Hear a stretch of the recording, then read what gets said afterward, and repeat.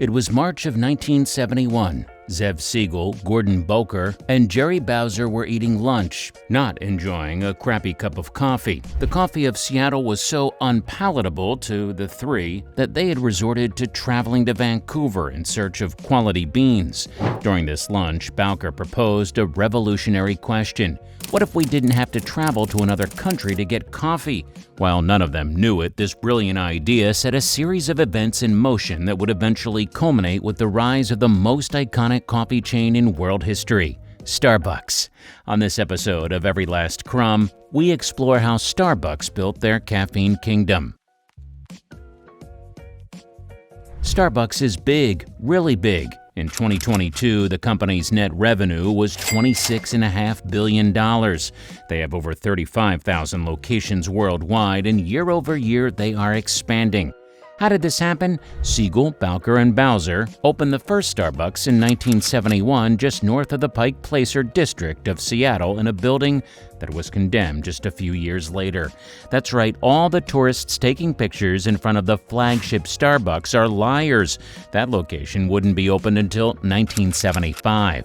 As for how the three came up with the name, Bowker noticed the town name Starbo on an old mining map in his office.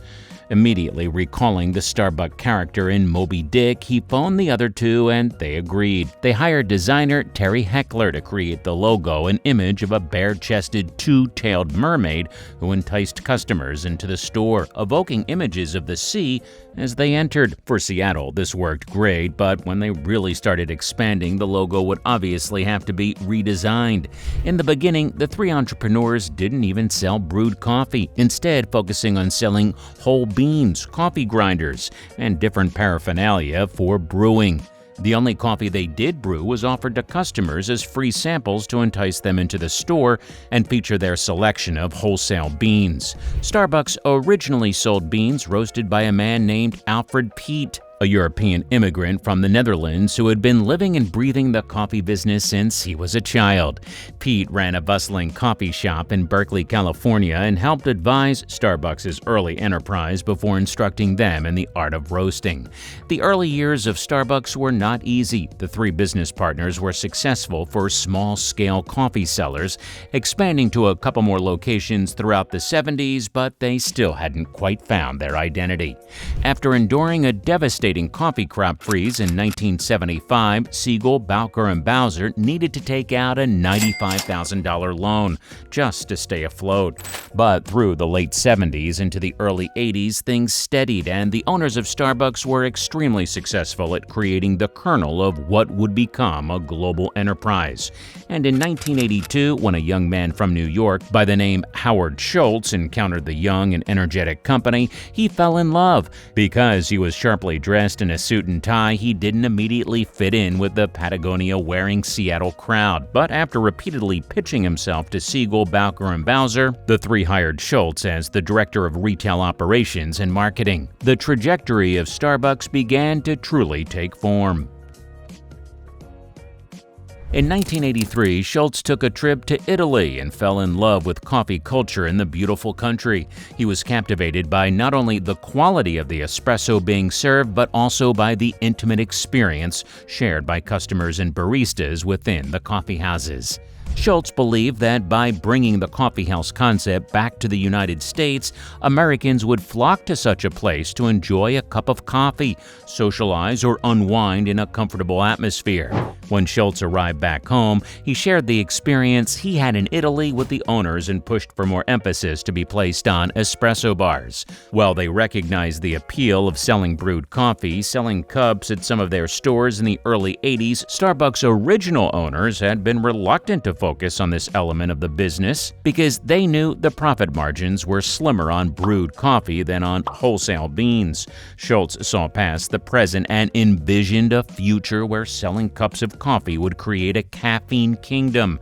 And the secret to the success was the espresso he had encountered in Italy. In 1986, with significant investment from Starbucks, he pursued his vision by opening 2 Giornale, where he sold coffee brewed from Starbucks beans. In 1987, Shultz raised the funds necessary to purchase Starbucks and immediately began changing the business model to more closely mirror the Starbucks of today. The most obvious and significant change that Shultz made was to transform Starbucks from a bean and coffee equipment retailer into a comfortable coffee house, where people could come to drink a cup of coffee there instead of purchasing the means to make it at home. Shultz began redesigning the stores to be more welcoming, adding more seating, ambient lighting, and background music. He also added the famous espresso bar so that customers could not only enjoy drip coffee, but also a shot of espresso, Americano, cappuccino, lattes, and mocha. This transition from bean retailer to coffee house was a game changer, and the coffee house craze soon caught on with Americans. Developed with the third place concept in mind, Starbucks became a place to socialize or unwind outside of work and home. By creating such a social yet cozy atmosphere, Starbucks changed how Americans perceived coffee. Instead of walking into some brightly lit diner to suffer whatever cheap coffee they had burning on a pot in the back, people could now appreciate the experience of a quality cup of coffee without having to do the work themselves. Shultz began aggressively expanding as soon as he acquired Starbucks. In 1990, 30 new stores opened up. The following year, 32 new stores opened, and in 1992, 53 new stores came into existence. In this same year, the company went public, opening at a price of $17 a share, helping the company raise funds to further pursue this rapid expansion. As Starbucks' popularity rose, their menu soon started expanding to feature tea, hot chocolate, and of course, the Frappuccino. Probably the most iconic item on Starbucks' menu, the Frappuccino is made by blending together ice, a shot of espresso, milk, and a swirl of flavored syrup, topping it with whipped cream and another drizzle of syrup. This drink was an instant hit as soon as it was introduced to Starbucks' menu in 1995, meeting the need for a satisfying treat during the scorching heat of summer. Pastries, snacks, and smaller meals were also added to the menu, allowing customers to grab a quick bite with their cup of coffee.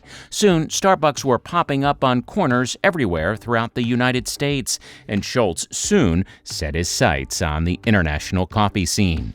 In 1996, Starbucks opened their first location outside the United States in Tokyo, Japan, targeting businessmen that needed a shot of caffeine on their way to work.